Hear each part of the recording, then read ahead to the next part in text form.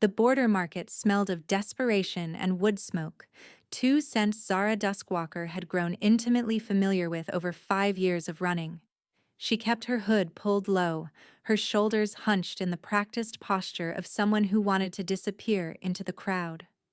Around her, vendors hawked their wares with the aggressive cheer of people who knew their customers had nowhere else to go. Neutral territory meant neutral prices, which meant highway robbery with a smile. Luna's small hand gripped the back of Zara's threadbare cloak, her daughter's presence a constant warmth against her spine. At 5 years old, Luna had learned silence the way other children learned nursery rhymes. She didn't ask why they moved so often. She didn't complain about the cold or the hunger or the endless walking. She simply held on and trusted her mother to keep them alive. That trust felt heavier than chains some days. 2 loaves, Zara said to the baker, keeping her voice low and rough. She'd learned to disguise the natural music of her tone, to speak like the human refugees she hid among.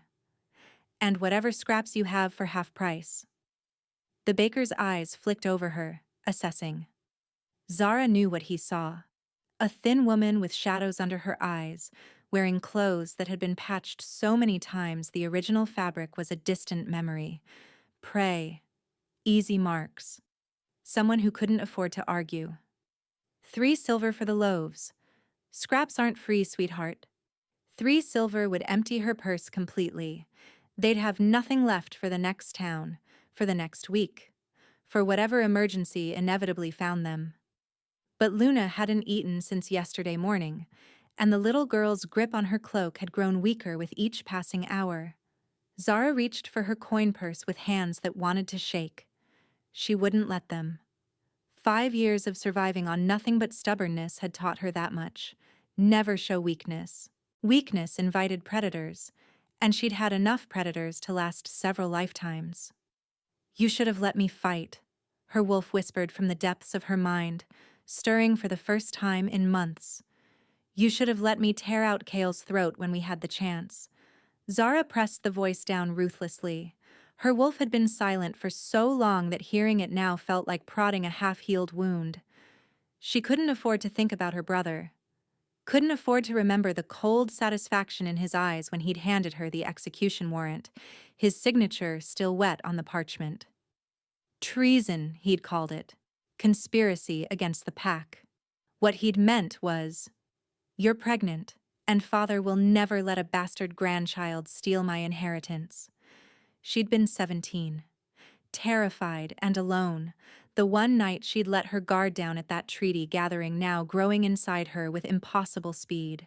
She hadn't even known who the father was, hadn't gotten a name before their scents had tangled together, and something primal had sparked between them, and then chaos had erupted, and she'd run, run back to a pack that had never loved her anyway.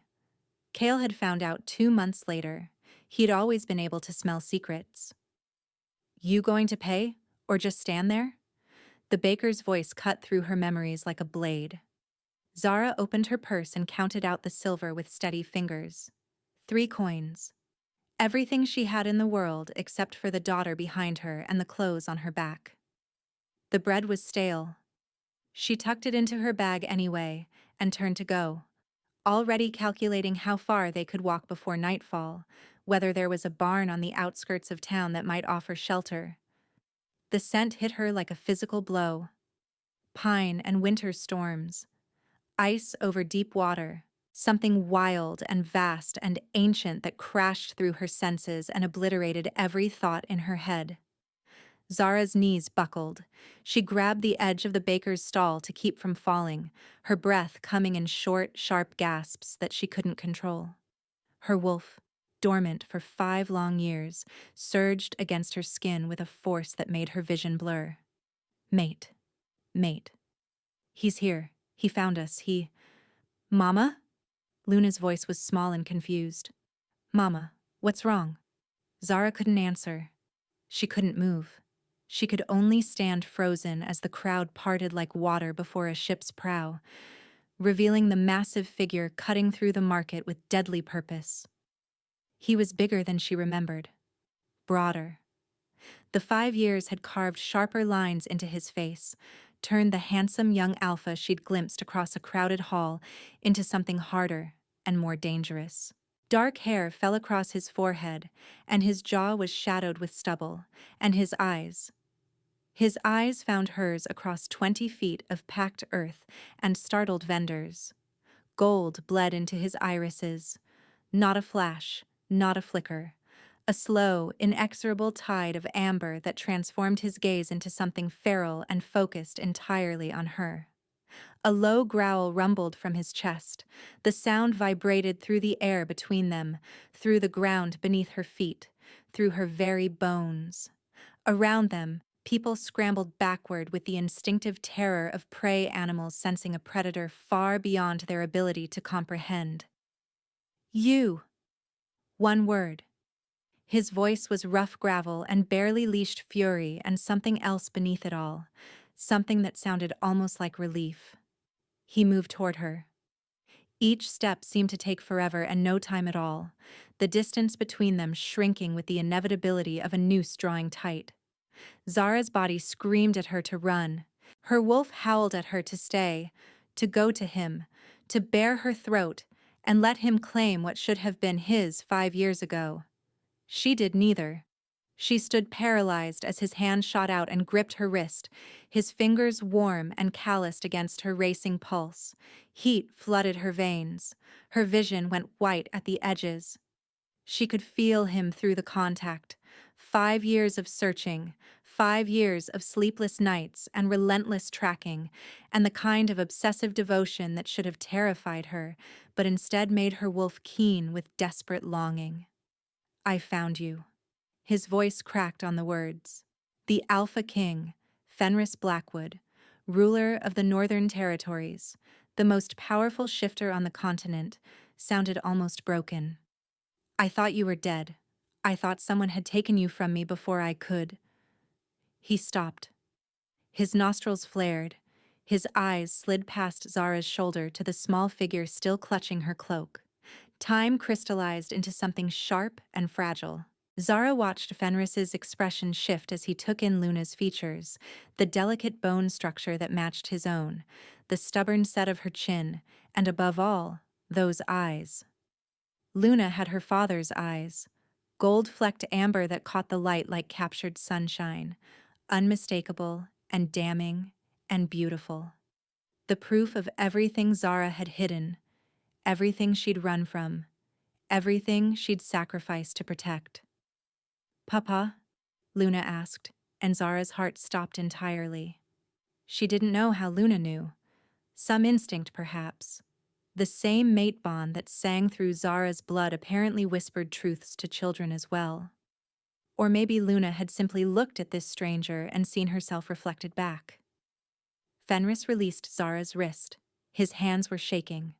This powerful alpha who commanded armies and crushed enemies, trembling like a leaf as he slowly, carefully lowered himself to his knees in the dirt of a border market.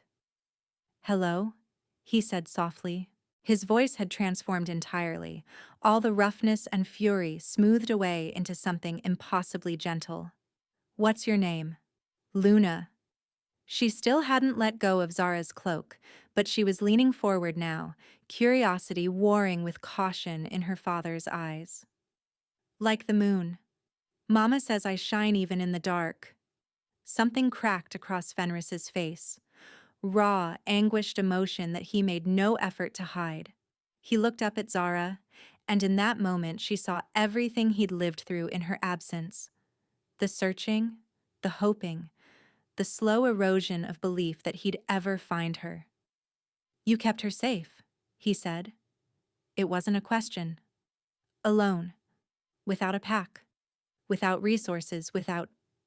His voice broke again. "You should never have had to do that alone." Zara's throat closed around the words she wanted to say. "I had no choice. My own brother wanted us dead.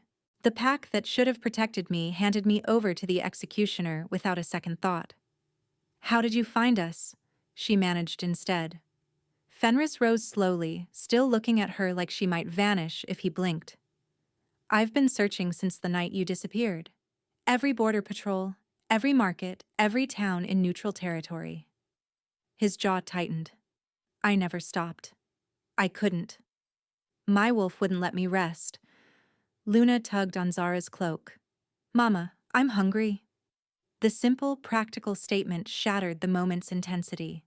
Fenris's expression shifted again, concern replacing the desperate relief. When did she last eat? Zara lifted her chin, that old defensive pride surging up even now. We manage. That's not what I asked.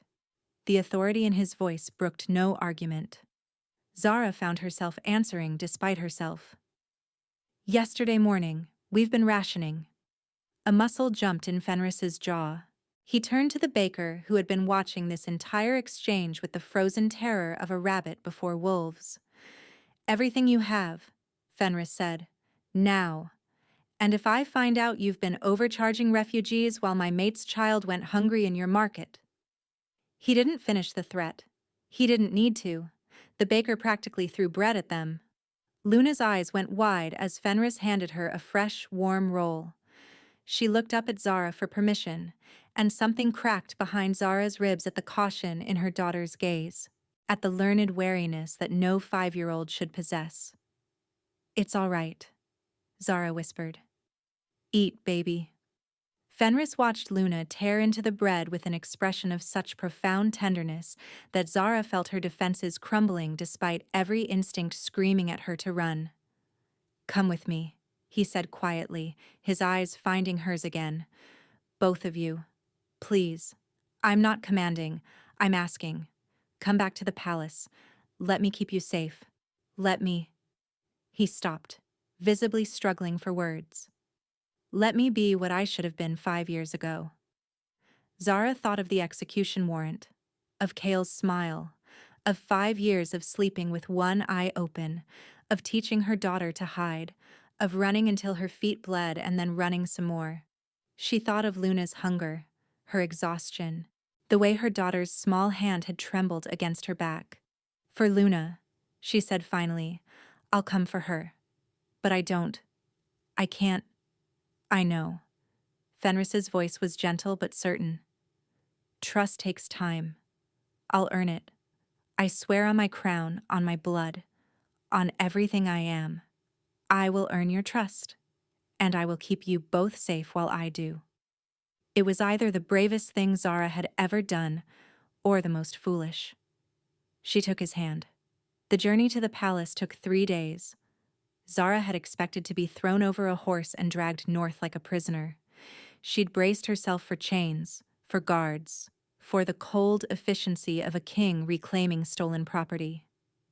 Instead, Fenris had procured a covered wagon with actual cushions, hired a healer to examine Luna for any signs of malnutrition, and personally ensured that every meal stop included whatever food her daughter pointed at with wondering eyes.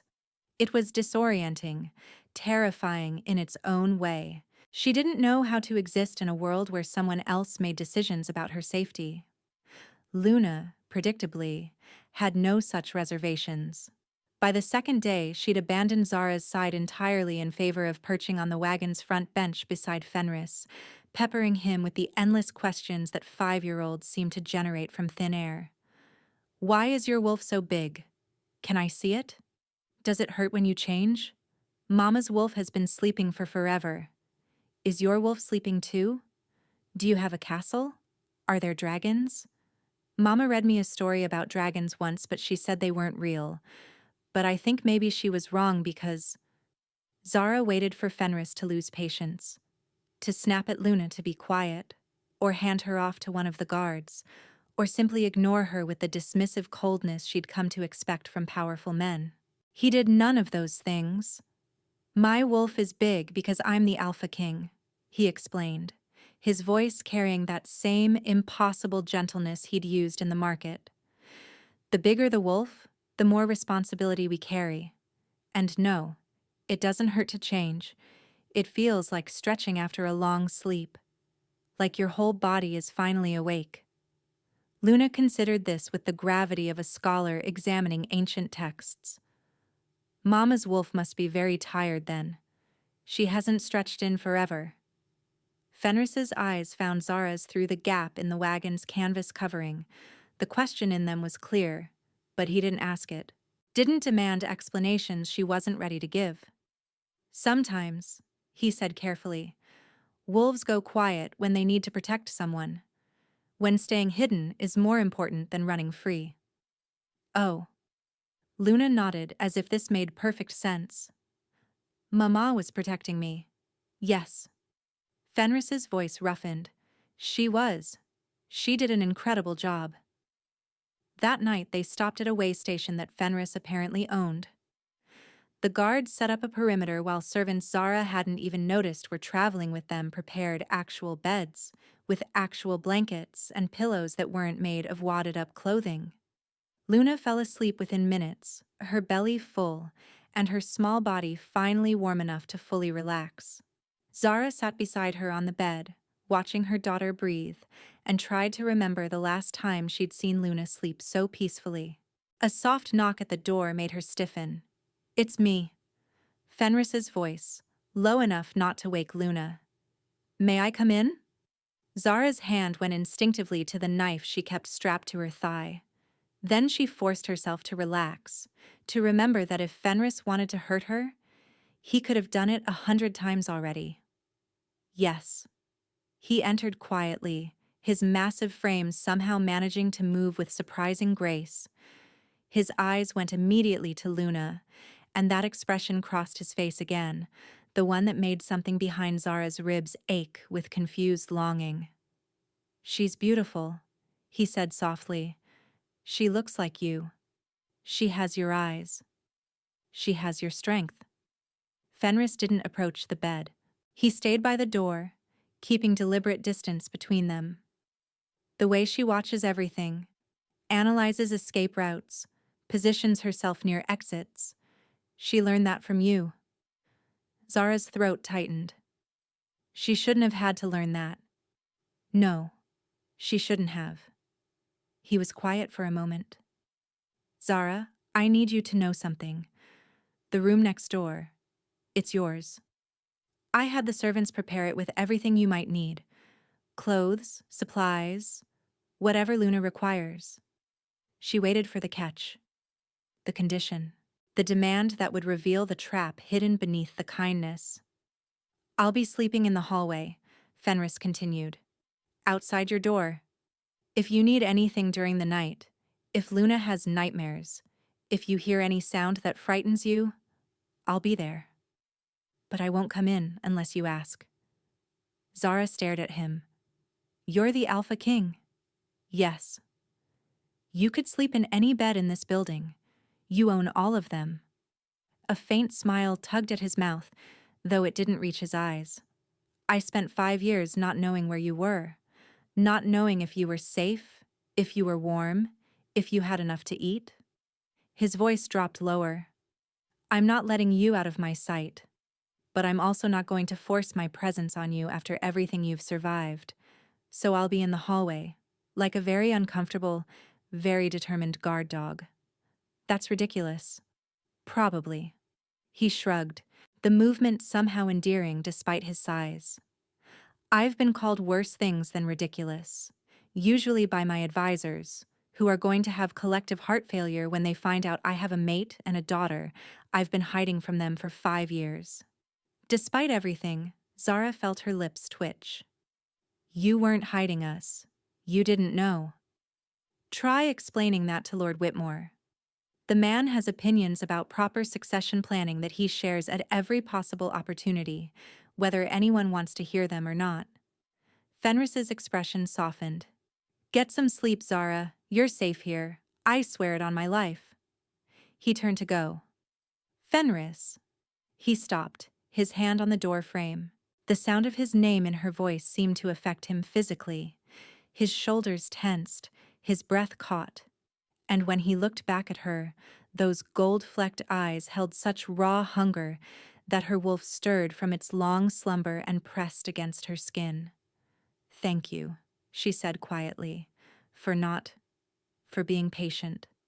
With me." "I would wait forever for you," he said simply. "I nearly did."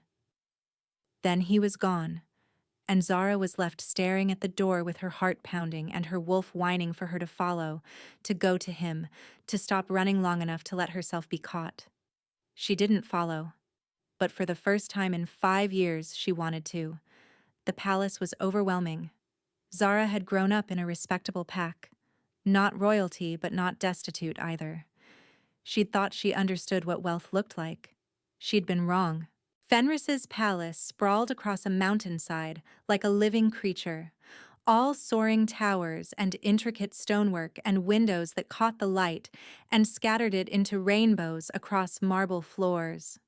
Servants moved through the halls with practiced efficiency, bowing to their king and casting curious glances at the thin, poorly dressed woman walking beside him. Luna, naturally, was enchanted. "Mama, look! The ceiling has paintings, and the floor is so shiny I can see my face. And there's a fountain, a real fountain, with water coming out of a fish's mouth." "Stay close," Zara said automatically, her hand tightening on her daughter's. Her wolf was restless, overwhelmed by the unfamiliar scents and the dozens of strangers and the constant prickle of being watched. Fenris noticed. Of course he noticed. He seemed to notice everything about her, from the way she positioned herself between Luna and potential threats to the unconscious flinch she couldn't quite suppress when servants approached too quickly. "The East Wing," he said quietly to the steward who had materialized beside them. "The Queen's chambers. No staff except those I personally approve. And clear the hallways. They've had a long journey." The steward bowed and vanished. Within moments, the curious onlookers had melted away, leaving them alone in the vast corridor. "You didn't have to do that," Zara said. "You're uncomfortable. Luna is overstimulated. Both of you need space to breathe." Fenris shrugged, as if rearranging his entire palace for their comfort was nothing remarkable. "The East Wing is separate from the main court. Private gardens, its own entrance. You won't be disturbed unless you want to be." "And if I never want to be? If I stay hidden in that wing forever?" His eyes met hers, steady and patient. "Then I'll bring you breakfast every morning, dinner every evening, and every book in the royal library until you've read them all twice. I told you, I'll earn your trust, however long it takes." The Queen's chambers were larger than any house Zara had ever lived in. Luna immediately claimed the bedroom with the biggest window, then spent an hour choosing between beds that were equally enormous and equally soft, finally settling on one simply because it had a canopy that she could pretend was a tent. Zara stood in the center of her own room and tried not to feel like an imposter. The dress laid out on the bed was made of fabric so fine she was afraid to touch it. The bathing chamber had actual hot water, piped in through some engineering marvel she didn't understand. The wardrobe was stocked with clothes in her exact size, as if Fenris had somehow known her measurements from memory or, more likely, had simply guessed based on 5 years of imagining her. Heat pulsed through her chest at the thought. Her wolf stirred again, stronger this time, drawn to the surface by the evidence of his devotion scattered throughout the room. The flowers in the vase. Night-blooming jasmine, her favorite. How did he know? And the books stacked on the bedside table, all adventure stories with female heroes. The window positioned to catch the moonlight. The lock on the door that could only be operated from the inside. Every detail screamed, "I thought about you. I prepared for you. I never stopped hoping you would come home." A knock shattered her reverie. "My lady." A servant's voice, female and professional. "His Majesty requests your presence in the throne room. If it pleases you, there are matters that require—" "She'll come when she's ready." Fenris's voice cut through the servants, rough with command. "Not before." Zara opened the door. Fenris stood in the hallway, still wearing his traveling clothes, still looking like he hadn't slept in the 3 days since he'd found her. Behind him, the servant looked terrified. "What matters?" Zara asked. "Nothing that can't wait." "Fenris." His jaw tightened. "My advisors want to meet you. Word has apparently spread that the king returned with a woman and child. There are questions, demands. About my suitability as a queen? About where you came from, why you were gone so long, whether Luna is. He stopped, visibly restraining himself. Whether Luna is truly mine or some scheme to infiltrate the crown. Ice crystallized in Zara's veins. Of course. She'd been foolish to think that his acceptance would extend to his court. Kings didn't simply show up with mystery women and bastard children without facing scrutiny, without facing judgment. I'll come, she said quietly. You don't have to. I can handle them. And have them think I'm hiding something, that I'm afraid of their questions? Zara lifted her chin, that stubborn pride surfacing despite her exhaustion. I've survived worse than court politics, Fenris. I can survive a few suspicious advisors. Something flickered in his eyes. Pride, maybe, or that hungry possessiveness that made her wolf pace beneath her skin. Then we go together, he said. The throne room was packed. Lords and ladies filled the gallery, their whispers cutting off abruptly as Fenris entered with Zara at his side. Luna had been left with a trusted servant, one Fenris had personally selected, and Zara felt her daughter's absence like a missing limb. The throne itself was massive, carved from black stone and inlaid with silver that caught the torchlight. Fenris took his seat with the easy grace of someone who had done it 1,000 times, but his hand reached out to guide Zara to the smaller chair beside him. A queen's chair, empty for years, waiting for someone to fill it. Your Majesty. An older man stepped forward, his robes marking him as someone important. Lord Whitmore, Zara guessed, the one with opinions about succession. We were not informed of your intention to take a mate. The council should have been consulted before. The council, Fenris said coldly, does not choose my mate. The bond does. Murmurs rippled through the crowd. Zara felt 100 eyes on her, assessing, judging, finding her wanting.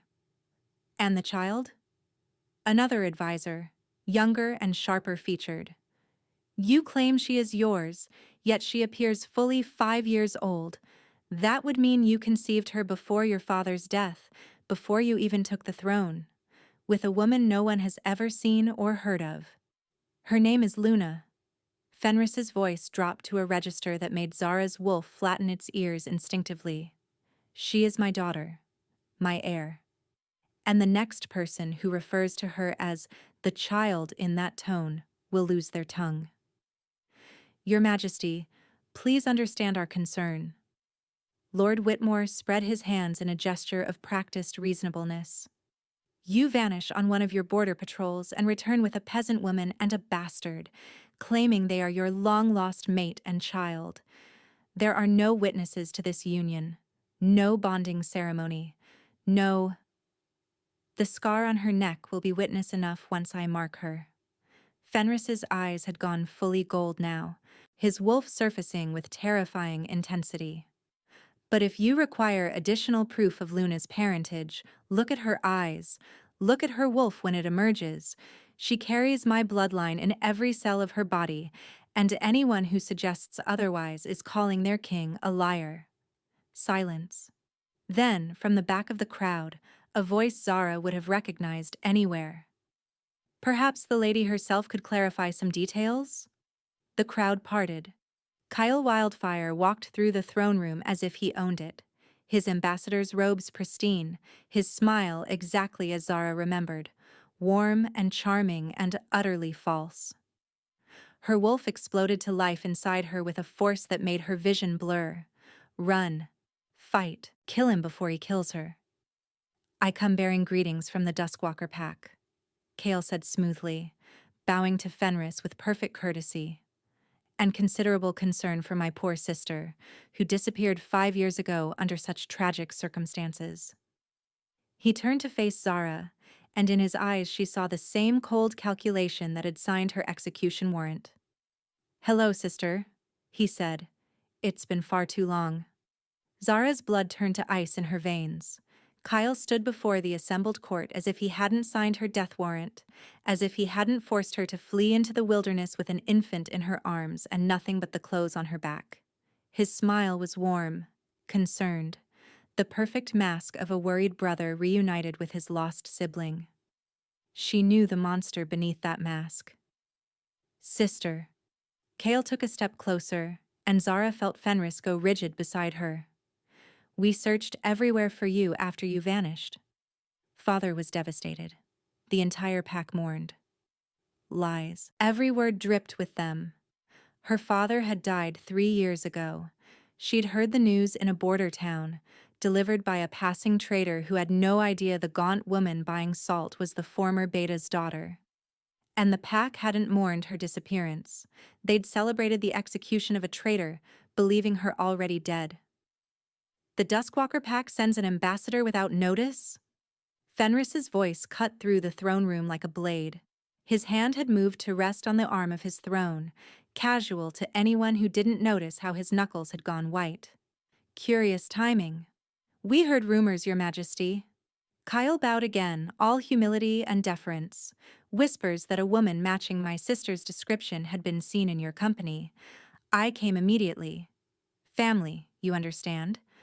Blood calls to blood. Blood calls to blood. The phrase he'd used when he'd confronted her about the pregnancy.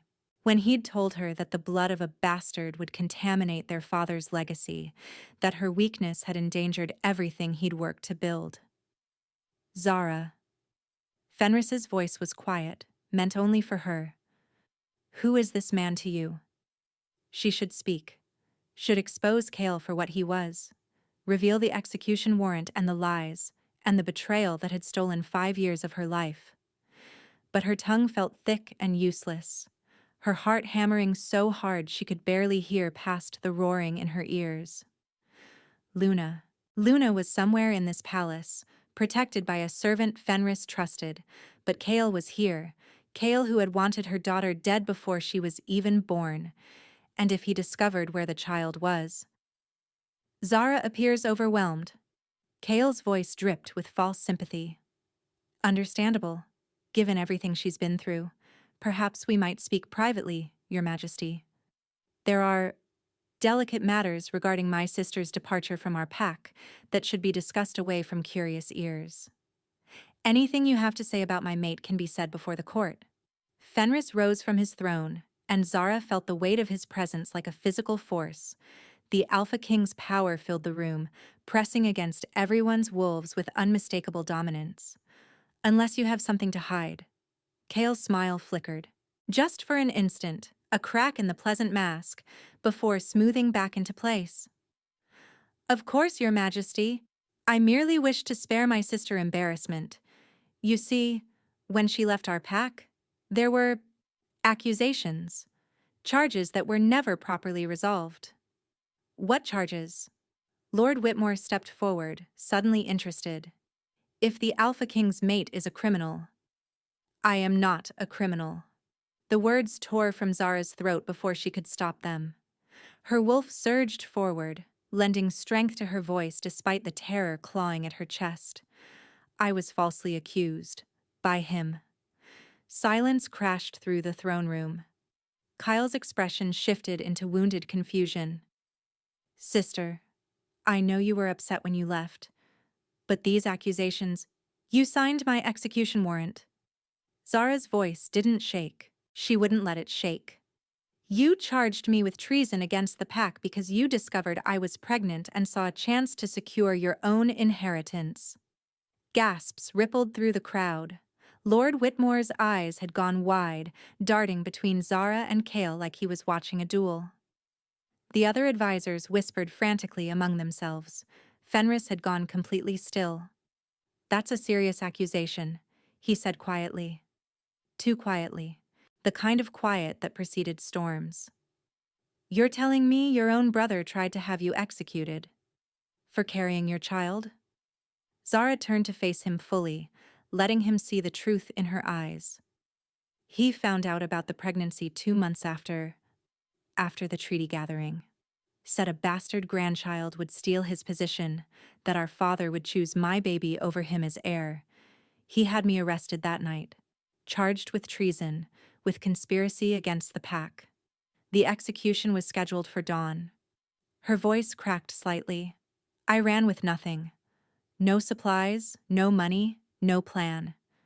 Just Luna, still growing inside me, and the knowledge that my own brother wanted us both dead. These are the ravings of a desperate woman. Kale's mask had slipped further, a hard edge entering his voice. She fled because she knew she was guilty. The charges were legitimate. She was seen meeting with enemies of our pack, passing information. What enemies? Fenris's question cracked like a whip. Name them. Produce the witnesses who saw these meetings. Show me the evidence that convicted her. Kale hesitated. It was only a heartbeat, but it was enough. Zara saw the court register that pause, saw doubt creeping into expressions that had been hostile moments ago. The evidence was collected by our father's investigators. I don't have it with me, but I can send for it. You'll send for nothing. Fenris descended the steps from his throne, each footfall deliberate, predatory. You came into my court and accused my maid of treason. You claimed she fled justice when she was actually fleeing execution. You. He stopped directly in front of Kale, towering over him by a full head. You tried to kill my daughter before she was even born. Your Majesty, I assure you, you will be confined to guest quarters until this matter is resolved. Fenris's voice left no room for argument. Guards will be posted at your door.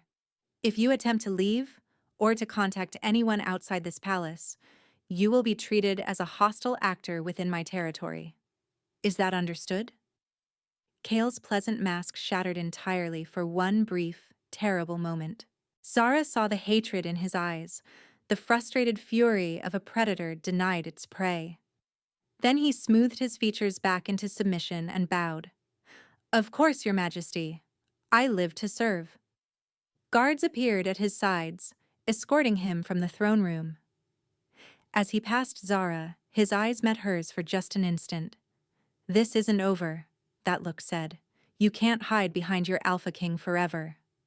Her wolf snarled in response, pressing against her skin with an intensity that made her fingertips tingle. For 5 years, she had suppressed this part of herself, kept it dormant to avoid detection. But Kale's presence had awakened something she couldn't push back down. She wasn't the frightened 17-year-old he'd tried to execute. She was a mother, a survivor, and if he came near her daughter, she would tear out his throat with her bare teeth. The court erupted into chaos the moment Kale was gone. Lords shouting questions, advisors demanding explanations, everyone talking over everyone else until the noise became a wall of sound that pressed against Zara's skull. Fenris's hand closed around her elbow. Enough. His voice cut through the cacophony, silencing the room. Court is dismissed. Any concerns can be addressed tomorrow. He didn't wait for acknowledgement. His grip on Zara's arm was gentle but implacable as he guided her through a side door, away from the staring eyes and whispered speculation, into a quiet corridor lit by flickering torches. Luna, Zara said immediately. I need to see her. If Kale... She's safe. Fenris's hand moved from her elbow to cup her face, forcing her to meet his eyes. I have 6 guards on the nursery, my most trusted wolves. No one gets near her without my explicit permission. Some of the tension drained from Zara's shoulders, but not all. He'll find a way. He always finds a way. You don't know him like I do. Then tell me. They had reached a small sitting room, empty and private. Fenris led her to a chair by the fire, but she couldn't sit. Restless energy pulsed through her limbs, her wolf pacing in agitation. He was always ambitious, she said finally. Even when we were young, always calculating, always watching for weakness he could exploit. Our father favored him, groomed him to be beta. But Kale wanted more. He wanted to be alpha. And when our father died without challenging for leadership, Kyle saw his chance slipping away. And your pregnancy threatened that chance. A grandchild would have changed the line of succession, even an illegitimate one. Our pack has old laws about blood inheritance. The firstborn of the firstborn holds claim regardless of legitimacy. Zara wrapped her arms around herself, suddenly cold despite the fire. Kale couldn't risk it. Couldn't risk my baby growing up and challenging him for what he saw as his birthright. Fenris was quiet for a long moment. When he spoke, his voice was rough with barely contained fury. He will never touch you or Luna. I swear it on my blood, on my throne, on everything I am. You can't promise that. The words came out harsher than she intended. He's here, Fenris, inside your palace, and he has resources I don't understand, allies I can't see. He didn't come alone. Men like Kale never do. Whatever scheme he's running, whatever witnesses or evidence he's fabricated, it's already in motion. Then we'll destroy it. Fenris closed the distance between them, his hands settling on her shoulders with careful gentleness that contrasted sharply with the predatory intensity in his eyes. Together. You're not alone anymore, Zara. You don't have to fight him by yourself. She wanted to believe him. Desperately, achingly wanted to let herself trust that he could protect them, that this nightmare would finally end. But 5 years of running had taught her that safety was always temporary, that the moment you let your guard down was the moment everything fell apart. I don't know how to do this, she whispered. I don't know how to be whatever you need me to be. A queen, a mate, someone who doesn't jump at shadows. I've spent so long hiding that I've forgotten how to be anything else. Then we'll figure it out together. His thumbs traced gentle circles on her shoulders. I'm not asking you to be perfect. I'm not asking you to transform overnight into some court ideal. I'm asking you to stay, to let me stand beside you, to give me the chance to be the mate you deserve. A shuddering breath escaped her. Her wolf was pressing forward, drawn to the bond that hummed between them, wanting to lean into his warmth and let herself be held. She had been strong for so long, alone for so long. Slowly, hesitantly, she let her forehead drop against his chest. His arms came around her immediately, pulling her close, one hand cradling the back of her head. He didn't speak, didn't push, just held her while the fire crackled, and the tension she'd carried for 5 years slowly began to loosen its grip. They stood like that for several minutes, or maybe an eternity. Zara lost track, lost in the steady rhythm of his heartbeat, the warmth radiating from his body, the scent of pine and winter storms that was rapidly becoming the smell of safety. I need to see Luna, she said finally, her voice muffled against his chest. I'll take you to her. The nursery was in the east wing, 3 floors up, guarded by 6 wolves who bowed as Fenris approached. Luna was asleep on a massive bed that dwarfed her small form, her dark hair spread across silk pillows, her breathing deep and peaceful. Zara sank onto the edge of the mattress, her hand finding her daughter's. Luna stirred, her eyes fluttering open, golden eyes, Fenris's eyes, unmistakable and undeniable. Mama. I'm here, baby. Go back to sleep. Luna's gaze drifted past her to the doorway, where Fenris stood watching. Is he staying too? Zara looked back at him. This massive, powerful alpha king, standing in the shadows like he was uncertain of his welcome, like he was waiting for permission. Yes, she said quietly. He's staying. Luna smiled sleepily and held out her other hand. Fenris moved forward slowly, reverently, and took it in his own.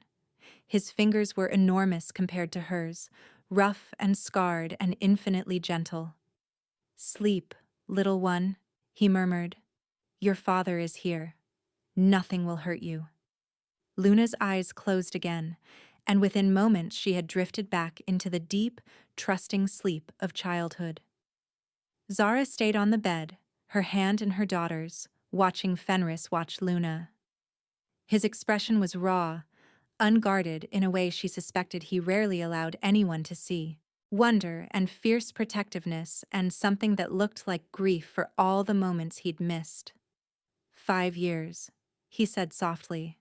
She's been alive for 5 years and I didn't know. I'm sorry. The words felt inadequate. I didn't know who you were. Didn't know how to find you even if I'd wanted to. And then I was running, and there was no time, no safety, no way to. Don't apologize. His eyes met hers over their daughter's sleeping form. You protected her. Kept her safe, kept her fed, kept her hidden from the brother who wanted her dead. You did what I should have been doing, and you did it alone. Not alone. Zara smoothed Luna's hair back from her forehead. I had her. Every step, every terrifying moment she was there. She's the reason I survived. Fenris was quiet for a long moment. Then, carefully, he sat on the opposite edge of the bed, their daughter between them. Tell me about her, he said. Tell me everything. And so she did. The sleepless nights of early infancy, the first smile, the first word, which had been no, uttered with tremendous conviction. The time Luna had somehow climbed to the top of a bookshelf in a safe house and given Zara a heart attack.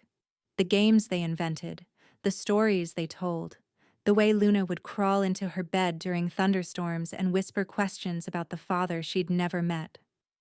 Zara talked until her voice grew hoarse, and Fenris listened to every word like they were precious gifts. The night deepened outside the windows, the palace settling into quiet, and somewhere in the midst of her stories, Zara's eyes grew heavy. She didn't remember falling asleep. When she woke, morning light was streaming through the windows, and she was curled around Luna on the massive bed, a blanket draped over them both. Fenris was gone, but his scent lingered on the blanket, on the pillow beside her, like he had stayed until dawn, watching over them, keeping them safe. Her wolf stirred, for the first time in years, not with fear or desperate survival instinct, but with something dangerously close to hope. Then a servant burst through the door, eyes wide with panic. My lady, the ambassador. He's escaped his quarters. The guards were found unconscious, and the servant's voice cracked. And the princess's breakfast has been poisoned. Zara's blood turned to ice. She was moving before conscious thought caught up, scooping Luna from the bed and pressing her daughter's face against her shoulder.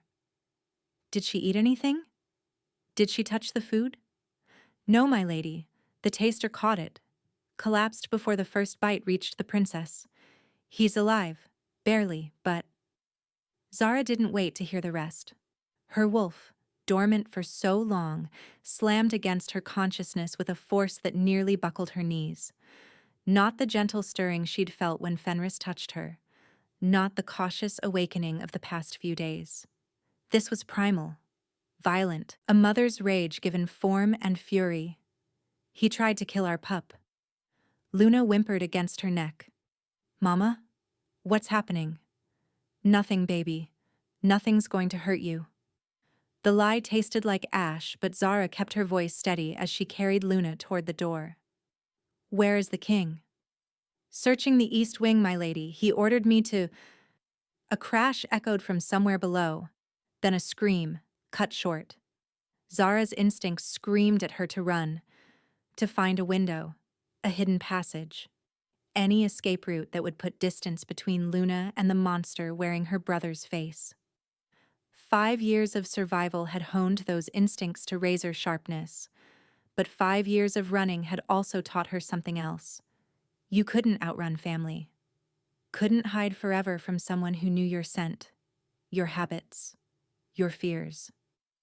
Kale would keep coming, would keep hunting, would keep trying to eliminate the child who threatened everything he'd schemed for. Unless she stopped him. The realization settled into her bones with the weight of inevitability. She couldn't run anymore, couldn't keep dragging Luna from safe house to safe house, teaching her daughter to sleep with one eye open. This ended today, one way or another. Take her. Zara pressed Luna into the servant's arms.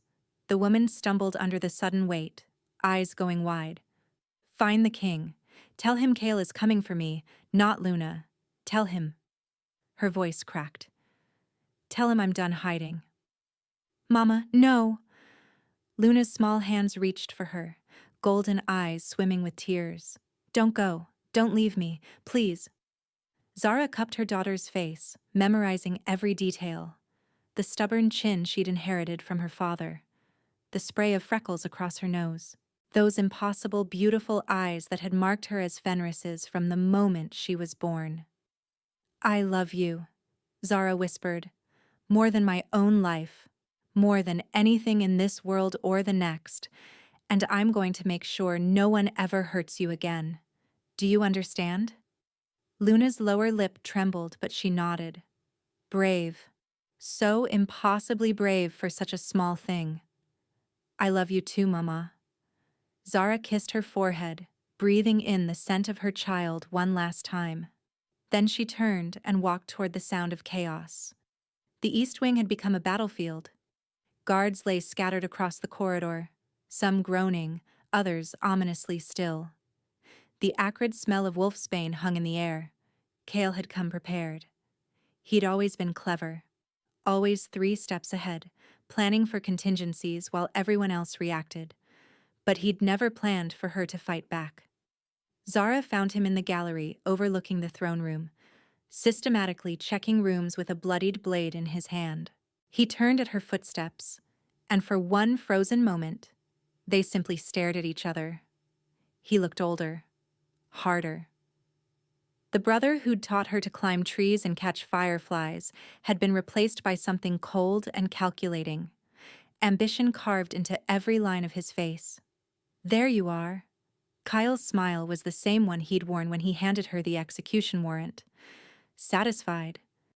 Superior. I was hoping you'd come to me. Saves time. Where's Fenris? Chasing shadows in the West Wing. I left a rather convincing trail. He twirled the blade casually. Wolfsbane on the guards. A few planted witnesses claiming they saw me heading that direction. By the time he realizes his mistake, this will be over. Zara's hands curled into fists. Why? Why poison Luna? She's a child. Your niece. She's evidence. The word came out flat. Emotionless. Evidence that I lied about your supposed treason. Evidence that threatens everything I've built. He stepped closer, and Zara forced herself not to retreat. You were supposed to die 5 years ago, sister. You and that abomination growing inside you. But you always were too stubborn to do what you were told. The old Zara would have flinched at his words, would have felt the shame and fear he'd spent their childhood cultivating, the certainty that she was lesser, weaker, an Omega barely worth acknowledging. But she wasn't the old Zara anymore. Something shifted in her chest. Not her wolf, not yet, but something deeper. The suppression she'd lived under her entire life, the herbs their pack had fed her since childhood to keep her docile and compliant, began to crack. I'm not an Omega, she heard herself say. The words emerged with a resonance that surprised them both. I never was. Kale's eyes narrowed. What? The herbs? The suppressants? I figured it out years ago when I was running and couldn't get them anymore. Zara felt heat building beneath her skin, power she'd spent a lifetime being denied. My wolf changed, grew stronger. The submission everyone expected from me, it wasn't natural. It was manufactured. She saw it register on his face. The flash of recognition, then fear. No. He shook his head. That's impossible. Father tested you himself. Father saw what he wanted to see, what was convenient. Zara's vision sharpened, colors bleeding into impossible clarity. An Omega daughter he could ignore, an Omega sister you could manipulate. But I was never Omega, Kale. I was always exactly what terrified you most. She shifted. The transformation ripped through her with 5 years of denied power, her wolf exploding forward in a surge of muscle and fury. She'd been small before, weak, the runt of every litter. But her wolf now was something else entirely, built for battle, built for blood. An alpha female in her full, terrible glory. Kyle stumbled backward, his blade suddenly seeming very small. That's... you can't... Zara didn't give him time to finish. She launched herself at him with a snarl that shook the windows, her jaws snapping inches from his throat. He managed to dodge, barely, his own shift beginning in desperation. But he was a beta. Strong, yes. Trained, certainly. But not built for this kind of fight. They crashed through a doorway, wolves tangling in a fury of claws and teeth. Zara felt his fangs rake her shoulder, pain blooming hot and sharp. But she didn't slow. She couldn't. Every moment her daughter had gone hungry, every night she'd slept in barns and ditches, every tear Luna had shed for a father she'd never known, it all channeled into her strikes. Kale managed to throw her off, scrambling to put distance between them. Blood matted his fur, and she could see the whites of his eyes as understanding dawned. He's going to lose. He knows it. Zara stalked forward, her wolf's growl vibrating through the air. Kale shifted back to human form, hands raised in sudden surrender. Wait. Wait. Zara, please. I'm your brother. Your blood. You can't... She shifted too, standing naked and bloodied in the wreckage of their fight. But she didn't feel vulnerable. She felt powerful. Awake for the first time in her life. You tried to kill my daughter. Her voice came out as a snarl, barely human. You tried to kill me. For what? Status? A title? For everything. The mask finally cracked, revealing the desperate, grasping creature beneath. For everything Father promised me, and then threatened to take away. Do you know what it's like? Spending your whole life being groomed for a position, only to learn it could be stolen by some bastard child? I earned my place. I deserved it. You deserved nothing. Zara grabbed him by the throat and slammed him against the wall, her claws extended, pressing into his skin. You destroyed our family for ambition, drove me into exile, made me raise my daughter in fear and hunger. And for what? A pack that never loved either of us? Footsteps thundered down the corridor. Fenris burst into the room in wolf form, massive and terrible, his eyes burning gold as he took in the scene. Zara with her claws at Kale's throat, both of them bloodied, victory already decided. He shifted back, his chest heaving. Zara. I have him. She didn't look away from her brother. I could have killed him already, but I wanted you to hear his confession first. Kyle laughed, a broken sound. Confession? You have no proof of anything. My witnesses will... Zara's claws tightened. Blood welled beneath them. Your witnesses will what? Continue lying for a dead man? She leaned close, her voice dropping to a whisper. You always underestimated me, Kale. Thought I was weak because I was quiet. Thought I'd roll over and accept whatever cruelty you offered. But I've been surviving for 5 years with nothing but my wits and my determination. I've kept my daughter alive against impossible odds. I've outrun your hunters, evaded your assassins. And now? She smiled, and it was not a kind smile. Now I have you by the throat. So tell me, brother. Tell me and your king exactly what you did, or I'll end this the quick way. The silence stretched. Kyle's eyes darted between her and Fenris, calculating, searching for an escape that didn't exist. Then he broke. Fine. Fine. The words came out in a rush, desperation cracking his voice. I fabricated the treason charges, paid witnesses to claim they saw you meeting with enemies of the pack, forged letters in your handwriting. His breath hitched. Father was getting suspicious about the pregnancy, asking questions about who the father was. I couldn't let him dig deeper. Couldn't let anyone discover you'd been with the future Alpha King at that treaty gathering. Why? Fenris's voice was deadly calm. What did it matter who she'd been with? Because a child of that union would outrank any offspring of mine. Because Zara's baby would have claims to 2 thrones, Beta of Duskwalker and heir to the Northern Kingdom. Kale's laugh turned hysterical.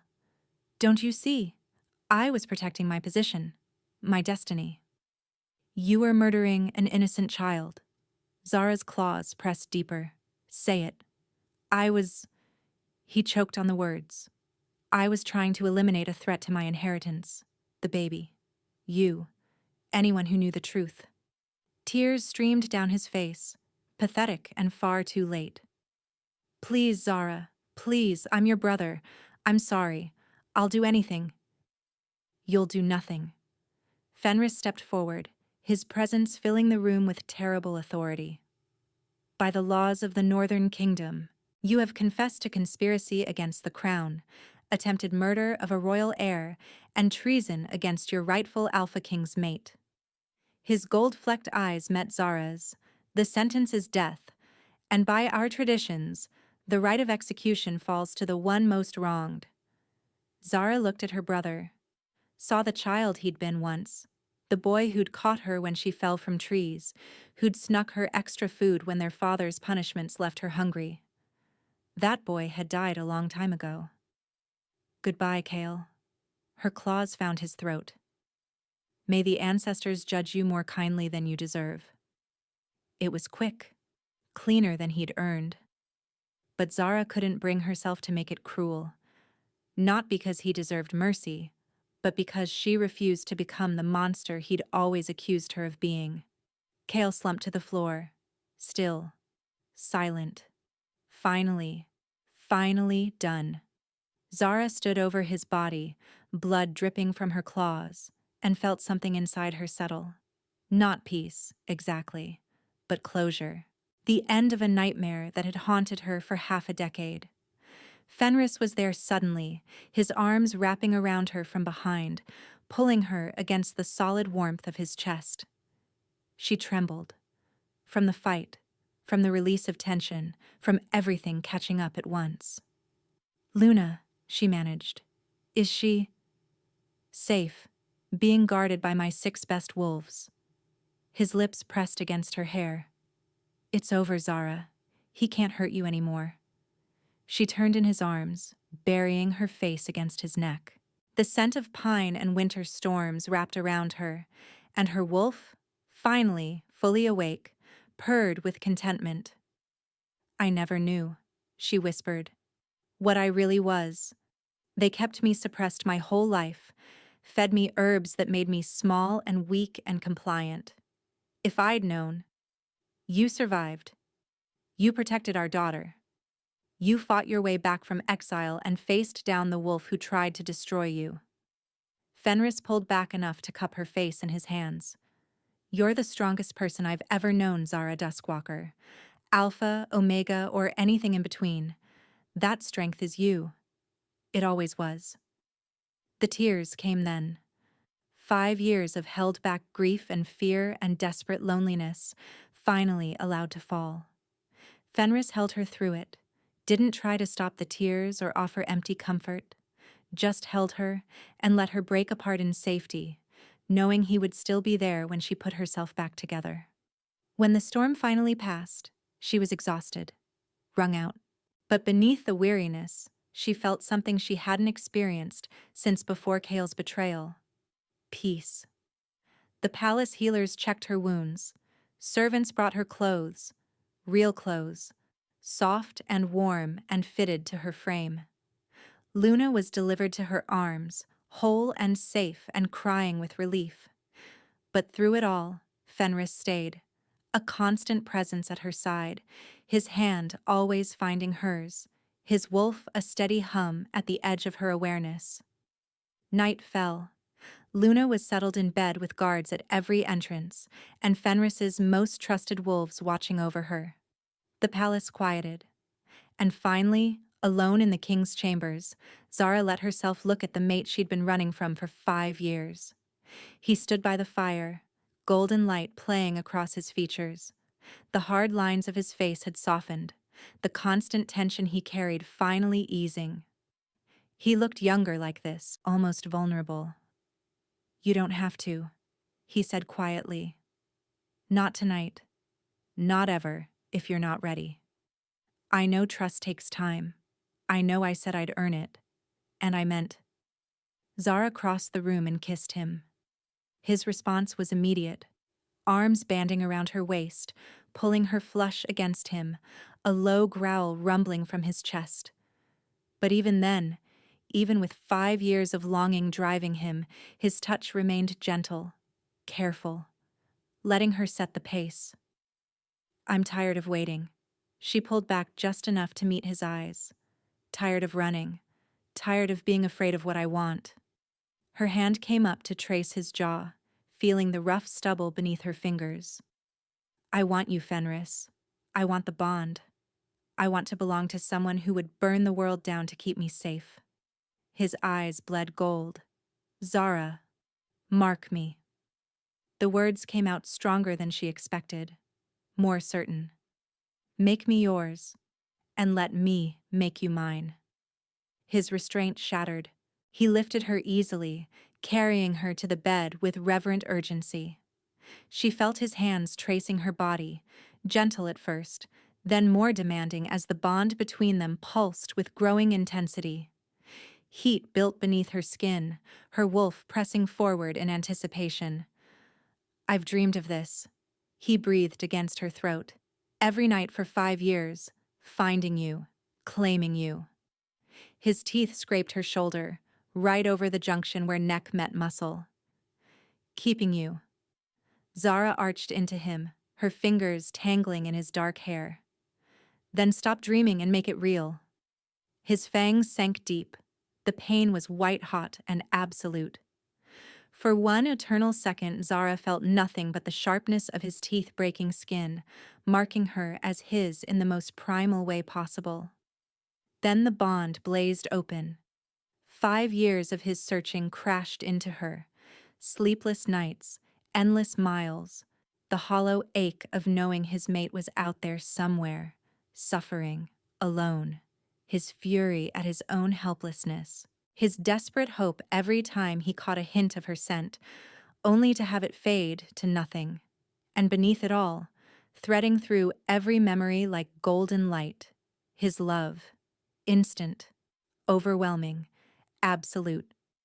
He'd known she was his from the moment their eyes met across that treaty hall, and he'd never stopped loving her even when he thought she might be dead.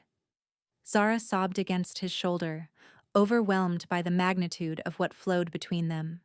His bite softened, tongue soothing the wound as the mark settled into her skin, permanent, unbreakable, a claim that nothing and no one could ever undo.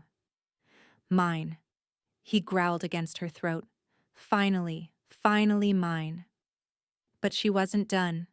Zara grabbed his hair and wrenched his head back, exposing his throat. His eyes widened. Surprise, then fierce approval blazing through the gold. "Not just yours," she said. Her voice had dropped into something primal, her wolf lending it resonance. "You're mine too, Fenris Blackwood. My king. My mate. And the world is going to know it." Her fangs extended, sharper than she remembered, stronger than they'd ever been before her true nature awakened. She bit. His groan shuddered through her as her teeth pierced his skin. The taste of him flooded her mouth, blood and power and the essence of everything he was. The bond, already blazing, surged higher. Now she felt her own emotions flowing back to him. The terror of her exile, the fierce love for their daughter, the desperate hope she'd barely allowed herself to feel. And beneath it all, matching his own, her love. Not instant like his. Hers had grown slowly, nurtured by his gentleness and patience and unwavering devotion, but no less real for its gradual blooming. She released her bite, pressing her lips to the mark she'd left on his throat. Hers. He was hers. For the first time in her life, she belonged somewhere. To someone. Yours, she whispered against his blood. He gathered her close, both of them trembling with the force of what had passed between them. Yours, he echoed, always, forever. Mate, they breathed together. The bond settled into something unbreakable, a golden thread connecting them, heart to heart, wolf to wolf. She could feel him now, his contentment, his fierce joy, his overwhelming relief that the search was finally over. And he could feel her, all her fears and hopes and hard-won strength laid bare. They lay tangled together as the fire burned low, neither willing to break the silence. Zara's hand came up to trace the mark on his throat, already healing, but the scar would remain. Evidence of her claim, visible to everyone. No more hiding, Fenris murmured, his fingers tracing her own mark with reverent tenderness. Zara smiled against his chest. No more running. The coronation took place 3 days later. Zara stood before the assembled lords and alphas of the Northern Kingdom, dressed in silver and midnight blue, the royal circlet resting on her brow. At her side, Fenris watched her with undisguised pride. Luna perched on his shoulders, giggling as her father growled playfully at any lord who stared too long at his mate and queen. Citizens of the Northern Territories, Fenris's voice rang out across the throne room. I present to you Zara Blackwood, formerly of the Duskwalker Pack, my mate, your queen, mother of my heir. Silence held for one breathless moment. Then the cheering began. Zara felt tears prick her eyes as wolves bowed before her, their respect genuine rather than grudging. Lord Whitmore, who had questioned her legitimacy just days ago, knelt with his head lowered in submission. Others followed. The treason charges were publicly annulled. Kale's crimes read aloud for all to hear. The Duskwalker Pack, once they learned the truth, sent envoys begging forgiveness for what had been done in their name. But Zara barely noticed any of it. Her attention kept drifting to the child in her mate's arms, to the matching marks on their throats, to the bond humming with contentment in her chest. She had done it. Against all odds, against every enemy, against the weight of her own fear. She had survived, thrived, won. That night, in their chambers, with Luna sleeping peacefully in her bed and guards at every door, Fenris traced her marking scar with gentle fingers. What are you thinking? He asked. Zara considered the question. A week ago, her answer would have been an endless list of worries, threats she needed to plan for, escape routes she needed to memorize, ways their fragile peace could shatter. Now, she simply smiled. I'm thinking about tomorrow. She pressed her palm over his heart, feeling their bond hum with contentment. And the day after that, and all the days after, stretching out ahead of us. Her smile widened.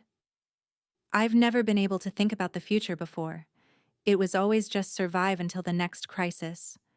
But now you have a future. Fenris kissed her forehead. We have a future. Luna appeared in the doorway, her golden eyes still drowsy with sleep. Can I sleep with you? I had a scary dream.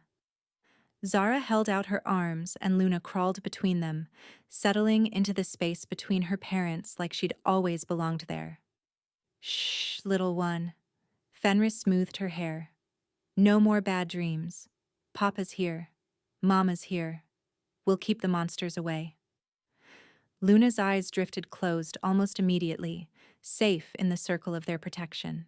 Zara watched her daughter sleep, feeling the bond pulse between her and Fenris, feeling the warmth of the two people she loved most in the world pressed close. For the first time in 5 years, she closed her eyes without fear. She was home.